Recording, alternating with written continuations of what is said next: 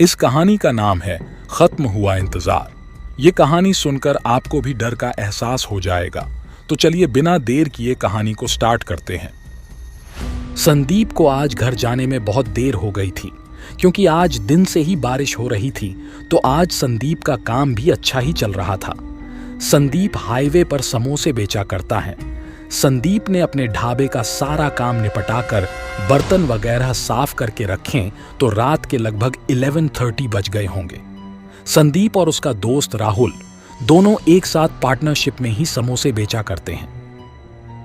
दोनों का घर भी एक दूसरे के घर के आस पास ही था और हाईवे से लगभग 20 किलोमीटर की दूरी पर था। संदीप के पास एक कार थी। दोनों उसी में ही ढाबे पर सुबह 10 बजे तक आ जाते थे और अक्सर रात को 8 या 9 बजे तक घर निकल जाते थे। पर आज बारिश की वजह से इन दोनों को देर हो गई थी। संदीप अपनी गाड़ी के पास गया और गाड़ी स्टार्ट करने लगा, लेकिन गाड़ी स्टार्ट नहीं हो रही थी।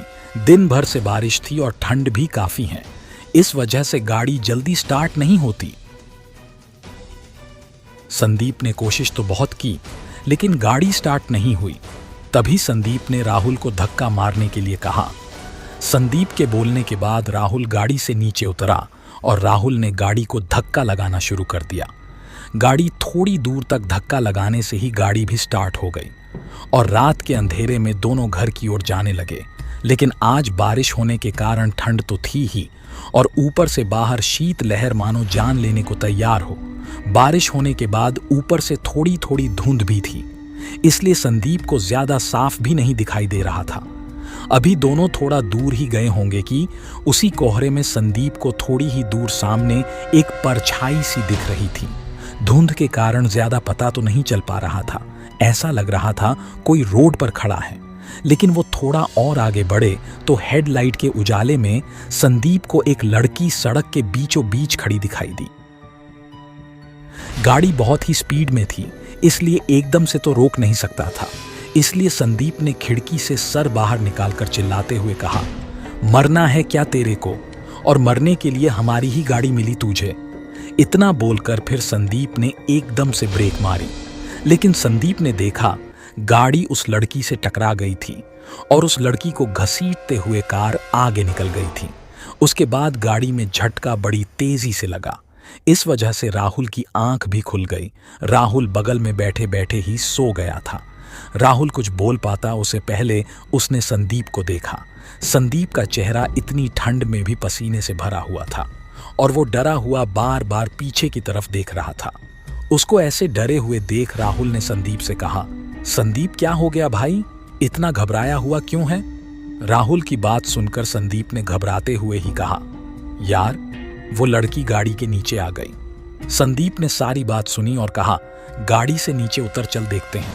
इतना बोलकर दोनों गाड़ी से उतरकर बाहर सड़क पर इधर उधर उस लड़की को देखने लगे, लेकिन सड़क पर कोई भी नहीं था। पूरी सड़क सुनसान थी। वहां आसपास पूरे सड़क में देखने के बाद राहुल ने संदीप से कहा, यार तूने आज काम के बाद शराब भी ज्यादा पी ली है, इसलिए तुझे कोई वहम हुआ होगा। यहां ऐसा कुछ भी नहीं है। संदीप ने फिर राहुल को समझाते हुए कहा, नहीं यार यही थी वो लड़की। राहुल ने संदीप को पकड़ा और कहा, चल गाड़ी में बैठ भाई, अब गाड़ी तेरा भाई चलाएगा। उसके बाद स्टीयरिंग पर राहुल बैठ गया, पर संदीप अभी भी गहरे सदमे में ही था। संदीप को ऐसे बैठे देख राहुल ने संदीप से कहा, संदीप भाई तू आराम कर ले। अब इतना बोलकर राहुल ने गाड़ी आगे बढ़ा दी। अभी कुछ ही दूर गए होंगे। अब संदीप की भी बैठे बैठे कर आंखें लग गईं। राहुल गाड़ी चलाते हुए लगभग 2 किलोमीटर ही आगे निकला होगा कि तभी राहुल के अचानक ब्रेक मारने से संदीप का सर आगे बड़ी जोर से टकराया और संदीप ने गुस्से में चिल्लाते हुए कहा, अबे पागल क्या हो गया, ऐसे गाड़ी चलाएगा? इतनी तेज ब्रेक मार दी, चल तू रहने दे।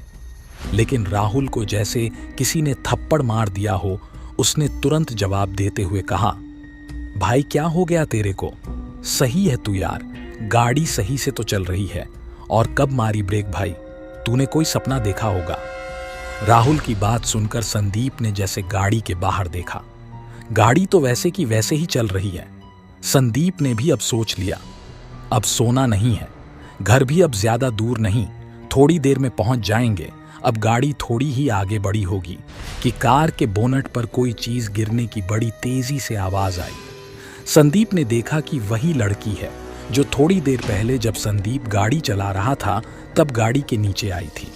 अब वो हॉनेट पर बैठे बैठे शीशे से संदीप को मुस्कुराते हुए देख रही थी। वो लड़की अपनी बड़ी ही भयानक नजरों से संदीप को लगातार घूर रही थी। उस लड़की को ऐसे घूरते देख संदीप के रगों में चलता खून मानो चमचा गया हो और संदीप तुरंत चिल्लाता हुआ बोला, राहुल गाड़ी रोक भाई, राहुल जल्दी रोक गाड़ी। राहुल ने भी तुरंत ब्रेक मारी और कहा, क्या हुआ भाई? उसके बाद संदीप ने सारी बात राहुल को बताई। संदीप की सारी बात सुनने के बाद राहुल ने कहा, एक काम करते हैं, चल पहले कहीं कुछ खा लेते हैं तब घर जाएंगे, क्योंकि अगर खाली पेट टंकी फुल कर लगे तो बेटा फिर होगा क्या? और फिर संदीप ने कहा, नहीं यार, खाना घर जाकर ही खाना पड़ेगा, क्योंकि घर वाले गुस्सा करते हैं।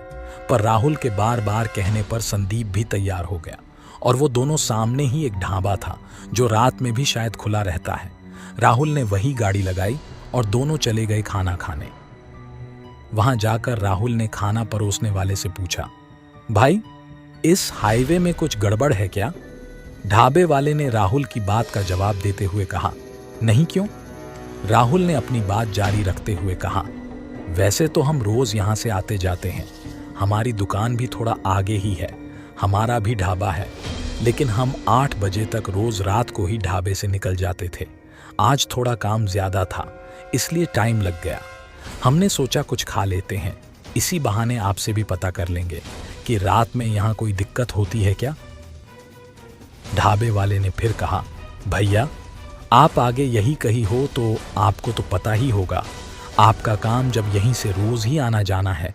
तभी उस ढाबे वाले की बात सुनकर राहुल ने जवाब देते हुए कहा, भैया हमारा काम तो है, लेकिन हम सुबह 10 बजे तक अपनी दुकान पर आते हैं और 8 या 9 बजे अपने ढाबे से वापस निकल जाते हैं, तो आज तक तो कोई दिक्कत हुई नहीं थी, आज ऐसा लग रहा है तभी आपसे पूछ रहा हूं। ढाबे वाला संदीप और राहुल की बातें समझ चुका था। फिर उसने कहा, भाई एक तुम ही नहीं हो जो ऐसा सवाल पूछ रहे हो। हर रात 12 या 1 के बाद जो भी यहाँ से गुजरता है और अगर हमारे पास रुकता है तो यह सवाल जरूर पूछता है, यह कोई नई बात नहीं है। यहाँ की उसने अपनी बात जारी रखते हुए कहा, दरअसल 3 साल पहले एक कार वाले ने आगे सड़क पर ही एक औरत को कुचल दिया था और कार वाला वहां से तुरंत भाग गया था और ना ही किसी ने उस कार वाले को पकड़ा और ना ही किसी ने उस औरत की मदद की। उस औरत ने सड़क पर पड़े ही तड़प तड़प कर अपना दम तोड़ दिया। तब से रात में कई लोगों को वो औरत यहां दिख चुकी है। यह सब बातें सुन के राहुल की भी अब हालत खराब हो गई। राहुल भी काफी डर गया। राहुल ने संदीप को कहा, संदीप भाई यार, आज की रात हम इसी ढाबे में ही काट लेते हैं यार, मुझे डर लग रहा है, कल सुबह घर चले जाएंगे, अगले दिन खोल लेंगे दुकान। राहुल की बात सुनकर संदीप ने मुस्कुराते हुए बोला, अबे भाई तेरी भाभी घर पर इंतजार कर रही होगी, कब से 10 बार फोन किया यार, इसलिए घर तो चलना पड़ेगा। भाई एक काम कर, तू साइड में बैठ जा, गाड़ी मैं ही चला लूंगा, अब चल जल्दी। किसी तरह संदीप ने राहुल को मनाकर गाड़ी में बैठा ही लिया और कहा, भाई कल छुट्टी कर लेंगे, चल अब जल्दी से घर चलते हैं। संदीप की बात सुनकर राहुल बोला, पहले ही घर चले जाते तो ठीक रहता, लेकिन तू ही तो कह रहा था ना आज अच्छा दिन है, कमाई के लिए तेरी लालच के चक्कर में फंस गए। संदीप ने फिर कहा, हाँ भाई ठीक है चल अब। इनता बोलकर संदीप गाड़ी चला रहा था और अब घर की तरफ जाने वाला रास्ता भी आ गया था, लेकिन यह रास्ता थोड़ा खराब था और इसी खराब रास्ते में गाड़ी चलाते चलाते दोनों जा रहे थे। तभी एक जोरदार आवाज आई। दोनों ने उतर के देखा तो उनकी गाड़ी का एक टायर पंचर हो गया था। इधर सड़क पर दोनों तरफ घना जंगल भी था। रात में तो यहाँ गाड़ी वगैरह भी कुछ ज्यादा नहीं आती जाती थी। संदीप और राहुल भी आज पहली बार ही इतनी रात में इस जंगल में फंस गए थे। राहुल ने फिर डरते डरते कहा, यार मुझे तो कुछ ठीक नहीं लग रहा, अच्छा खासा मौका था हमारे पास, उसी ढाबे पर ही रुक जाते सब ठीक रहता, सुबह चले जाते घर, लेकिन तुझे कहाँ मेरी बात समझ में आती है, पहले अपने दुकान पर देर कर दी, अब मेरी बात नहीं सुन रहा था। संदीप ने फिर शांति से जवाब देते हुए कहा, राहुल, तुझे पता है यार, घर जाना जरूरी है। भाई चल, कोई बात नहीं, जा अंदर से जैक और पाना निकाल, अभी इसकी स्टेफनी चेंज कर देंगे। हमारे पास दूसरा टायर भी तो रखा है, 5 मिनट लगेंगे, चल। इतना बोलकर संदीप ने पीछे डिग्गी से दूसरी स्टेफनी निकाली और राहुल ने ड्राइवर सीट के पास रखा। जैक और पाना निकालने के लिए गाड़ी का दरवाजा जैसे ही खोला तो राहुल की आंखें फटी की फटी रह गईं। राहुल की धड़कन मानो रुक ही गई थी, क्योंकि ड्राइवर सीट पर तो संदीप ही बैठा हुआ था और उसने कहा, जैक और पाना ले, और उसने पाना निकालकर राहुल को दिया।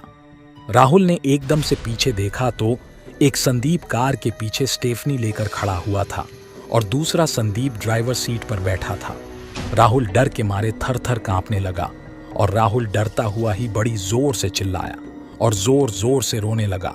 संदीप ने पीछे जैसे ही राहुल की चिक सुनी, उसने तुरंत स्टेफनी पैक कर उसके पास आया और एक जोरदार थप्पड़ मारा राहुल के कान पर, और संदीप गुस्से में खुद ही पाना और जैक उठाकर ले गया और खुद टायर चेंज करने लगा। संदीप टायर चेंज कर ही रहा था, तभी राहुल डरता हुआ बोला, संदीप तेरे पीछे कुछ है। संदीप ने सर उठाते हुए देखा तो राहुल डरा हुआ कार के बगल में ही खड़ा था। संदीप ने फोन की फ्लैशलाइट से पीछे देखा तो संदीप के जस्ट पीछे 2 आंखें चमक रही थीं और वो संदीप को ही घूर रही थीं। संदीप ने एक पत्थर उठाकर उसको मारा तो देखा वहां से एक कुत्ता रोता हुआ भागा। संदीप ने राहत की सांस ली, क्योंकि डरने की अब कोई बात नहीं थी। संदीप ने थोड़ा ऊपर राहुल को देखा और हल्का सा मुस्कुराते हुए कहा, जिसका इंतजार 3 साल से था वो आज पूरा हो गया, इसलिए कृपया आप हमारे साथ आ जाएं और अपनी इस छोटी सी यात्रा को सफल बनाएं। संदीप ने इतना ही बोला तो राहुल तुरंत वहीं बेहोश हो गया, और जब बाद में राहुल की आंख खुली तो राहुल संदीप के बगल वाली सीट में बैठा हुआ था और राहुल ने देखा संदीप ही गाड़ी चला रहा था। अभी उसी सड़क पर है जिसके दोनों तरफ जंगल है और घर भी शायद अब आने ही वाला है। 20 किलोमीटर दूरी आज ऐसा लग रहा था 100 किलोमीटर हो, लेकिन राहुल तो डरा हुआ ही था। वो यही सोच रहा था कि यह मेरा दोस्त संदीप ही है या कोई और। तभी राहुल ने कहा, संदीप गाड़ी रोक लो यार, थोड़ा टॉयलेट कर लो, बड़ी तेज लगी है। राहुल की बात सुनकर संदीप ने कहा, घर आने वाला है, अब तू वहां चाहे जो करियो। लेकिन राहुल के बार बार कहने पर संदीप ने भी गाड़ी रोक दी। राहुल गाड़ी से उतरा, टॉयलेट करने के बहाने, और थोड़ा जंगल की तरफ गया। राहुल को समझ नहीं आ रहा था, घर जाने का रास्ता यहां से है तो इतना टाइम कैसे लग रहा है, कुछ तो है। इसलिए राहुल ने जंगल के अंदर से ही पैदल भागना शुरू कर दिया।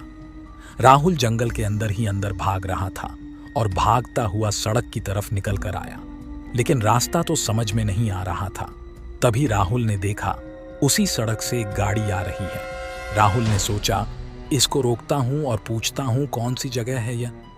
यहीं से रोज घर जाते थे, पर आज यह जगह ही राहुल को समझ नहीं आ रही थी। तभी राहुल चिल्लाने लगा, गाड़ी रोको, गाड़ी रोको, और हाथ दिखाकर सड़क के बीचों बीच आ गया। गाड़ी की हेडलाइट उसकी आंखों में लग रही थी और गाड़ी आकर एकदम से राहुल के पास रुकी और कार का शीशा नीचे करते हुए संदीप बोला, अबे कहां चला गया था तू, क्या कर रहा है तू? इतना बोलकर संदीप ने गाड़ी का दरवाजा खोला और तुरंत राहुल को अंदर खींच लिया। उसके बाद संदीप ने गाड़ी का दरवाजा बंद कर दिया। फिर संदीप मुस्कुराता हुआ राहुल से बोला, इतनी जल्दी क्यों है भागने की? तेरा इंतजार तो 3 साल से था और अब मिला है तू, तुझे कैसे जाने दूंगी मैं। पर यह संदीप की आवाज नहीं थी। अब संदीप की आवाज भी बहुत ज्यादा डरावनी और भयानक लग रही थी और संदीप की आंखें भी बिल्कुल अजीब तरह की हरकत कर रही थीं। राहुल डर से रोने लगा और रोते हुए ही राहुल कहा रहा था, माफ कर दो मुझे माफ कर दो। मैंने उस दिन ब्रेक मारने की पूरी कोशिश की थी, पर मैं नशे में था, इसलिए मेरी गाड़ी तुम पर चढ़ गई थी। लेकिन संदीप ने अपनी उसी बदली हुई भयानक आवाज में बोला, अब क्या फायदा माफी मांगने का? तूने तो उस दिन मेरे ऊपर कार चढ़ा दी और मैं तो मर गई, लेकिन मेरे बच्चे 3 साल से मेरा इंतजार कर रहे हैं और मैं इस सड़क पर तेरा इंतजार कर रही थी। तुझे तो मरना होगा, तुझे तेरे किए की सजा तो मैं दिलाकर ही रहूंगी। इतना बोलकर संदीप ने राहुल को कार में ही रखी हुई एक रस्सी से पकड़कर बांध लिया और रस्सी स्टीयरिंग से बांधकर गाड़ी के दरवाजे से ही राहुल को नीचे लटका दिया। संदीप राहुल को गाड़ी से सड़क में घसीट रहा था और गाड़ी चल रही थी। राहुल के चीखने चिल्लाने की आवाज बड़ी जोर जोर आ रही थी, लेकिन राहुल की आवाज सुनने वाला भी वहां कोई नहीं था। राहुल को संदीप ने तब तक नहीं छोड़ा जब तक राहुल की जान नहीं चली गई। जब राहुल के चीखने और चिल्लाने की आवाज बंद हुई, तब संदीप ने रस्सी से राहुल को ऊपर खींचा और राहुल को कार के आगे फेंककर उसके ऊपर से गाड़ी चढ़ाकर चला गया। उसके बाद संदीप अपने घर चला गया। आज से 3 साल पहले जिस औरत को राहुल ने अपनी कार से कुचलकर मार दिया था, उसी औरत की आत्मा ने संदीप के अंदर आकर राहुल से अपना बदला पूरा कर लिया और इस तरह उस औरत का खत्म हुआ इंतजार। दोस्तों, कहानी अच्छी लगी हो तो वीडियो को लाइक एंड चैनल को सब्सक्राइब जरूर कर देना और आपका नाम कमेंट में जरूर लिख देना, क्योंकि अगली कहानी आपके नाम से होगी।